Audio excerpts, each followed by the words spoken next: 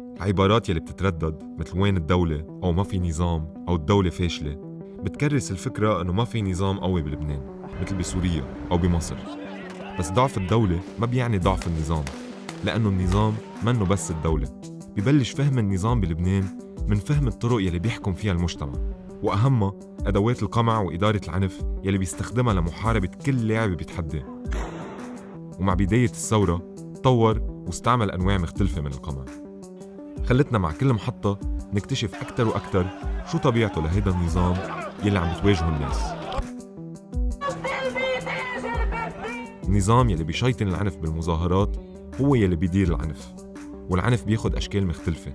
في عنف بنيوي مخفي بقلب كل المجتمعات ومنه المجتمع اللبناني، عنف اقتصادي، عنف ضد الفقراء، عنف ضد المرأة، عنف ضد العابرين، عنف ضد العابرات، عنف ضد كل الأقليات، ضد اللاجئين والعمال الأجانب والمثليين والمثليات، تمييز عنصري وجنسي وجندري. هيدا العنف ما بيزعج النظام، يلي بيزعج النظام هو ردة فعل الضحايا لما يعترضوا على هيدا العنف والمصالح يلي وراه. فتقنيات القمع خاصة تبع الدولة منن قمع حيادي موجه ضد كل أنواع العنف، هو قمع موجه ضد فئات محددة شغلته يحمي مصالح النظام. خط الدفاع الأول لأي نظام هو الأجهزة الأمنية وقمعها. بهالسنة الأخيرة ظهر تطور لتقنيات قمع الاحتجاجات وبلشت تاخد منحى أشرس.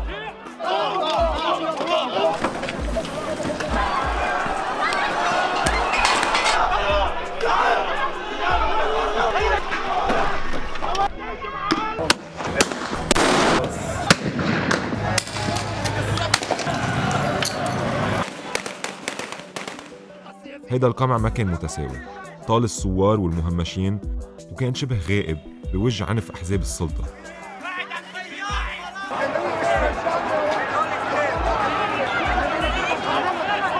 لبل كان قمع الأجهزة الأمنية بكتير من الأوقات حزبة، مثل ما حرس المجلس اللي استعملوا عنف مفرط خارج عن القانون. قمع النظام منه بس لابس بدلة، واتكل بالسنة الأخيرة على أدواته الحزبية يلي قمعت الحركة الاحتجاجية بعنفها وتهديدها بالحرب الطائفية.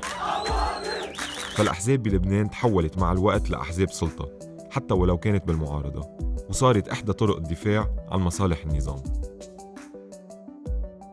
إحدى أدوات قمع النظام هي القضاء يلي بيشرعن العنف أو بيستعمل كأداة لترهيب الناس. اشتغل القضاء اللبناني المنحاز لمصالح النظام ليبرر ويشرعن عنف السلطة وأحزابها، أو حتى يستكمل هيدا العنف من خلال محاكمة الثوار أو المعترضين. يحبسوهم، يحققوا معهم، بس يعذبوهم ويتعرضوا للضرب ليه؟ تخصخص القمع والقضاء، بس كمان صار في عسكرة للمجتمع واستعمال القوى الأمنية لحماية مصالح النظام الخاصة. مع ازدياد العنف البنيوي الاقتصادي تحولت المصارف لوحدة من ركائز النظام، وتم التعاطي معها كمؤسسات دولة بتحتاج هي لحماية من الناس. بلش القواس علينا يا جماعة، بلش القواس علينا.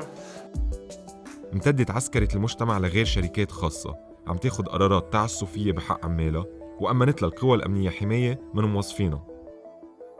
مع ازدياد العنف الخفي وخطر عنف المحتجين طورت تقنيات السيطرة على المكان تتصير جزء من تقنيات القمع. تحولت المراقبة بالشارع والمراقبة على الانترنت والتنصت والإعلام لجزء أساسي من ترسانة القمع. كما تسكرت شوارع المدينة لحماية مصالح النظام. ومع وباء الكورونا وجد النظام غطاء طبي للسيطرة على الشارع والساحات. النظام هو هيدي السيطرة على المكان من خلال القوى الأمنية والقضاء والأحزاب لحماية مصالحه. بس هيدا ما كان صار لو ما في إعلام منحاز للسلطة بيقدم رواية لحماية النظام ومصالحه. كلمة منك بنطلع من الساحات ومنفضيها مثل ما أنا فاضي هلأ.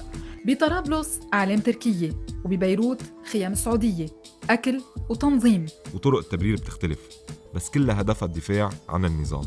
من التغطية الإعلامية تبع الثورة، كل الحروب بلبنان بلشت لأسباب مطلبية، إلى الدفاع عن المصارف.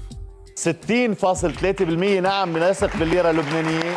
تمت السيطرة على الإعلام اللبناني وتحويله لأداة سلطة من خلال القوانين وسياسات التمويل. أما الصحفيين الباقيين اللي بقيوا يعارضوا فتم الضغط عليهم بطرق مختلفة. إعلام السلطة روج لخطاب أو خطابات دمجت بين أمور مختلفة تتهول عن التغيير وتخون وتشيطن الثوار وتدافع عن النظام أو أجزاء منه. الشتائم والسباب الذي لا سابقة له في تاريخ لبنان.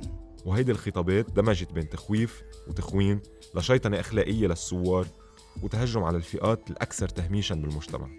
بتعرف إنه ما عندي شيء ضدهم، يعني مش إنه أنا بس شوف المثليين بدي أحرقهم بالأسيد ودوبهم وافرمهم مثل ما فرموا الخاشقجي، أعملهم متبل اللي معه مرته بالمظاهرة اليوم يوصلها بكير على البيت، عم بيقولوا رح يجيبوا أوكرانيات. بالسنة الأخيرة مع سقوط المنظومة الاقتصادية وتحت ضغط الشارع بلشت تظهر معالم النظام اللبناني، كأنه سنة 2020 كانت مختبر لنفهم طبيعة هيدا النظام.